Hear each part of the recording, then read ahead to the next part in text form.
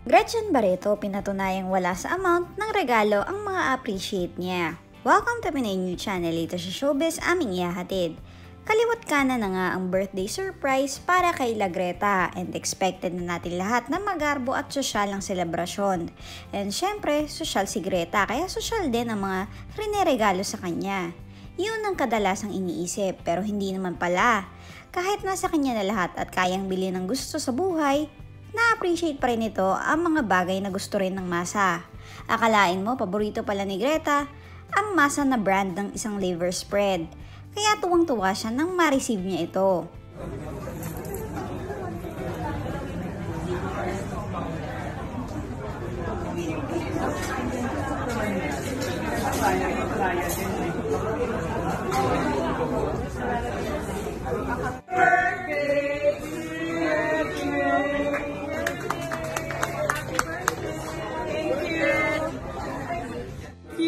Thank you, Kenneth. Thank you, Allison.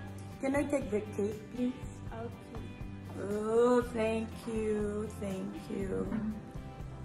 And for the flowers, thank you. Oh my God. Happy birthday to you. Oh my God. Happy birthday, ma'am. Happy birthday. Would you blow this thing? Malapit na, ma'am. Are you gonna wait till it? Happy birthday! Thank you. You will to take it out, ma'am, or just surprise?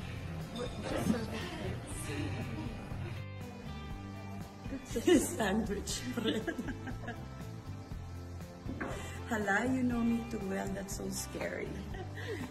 That freaks me out, Roku. I'm taking this tomorrow to our for Clorox. Clorox. Yeah. I Lysol. Covered it with plastic, baka mag-leak. Just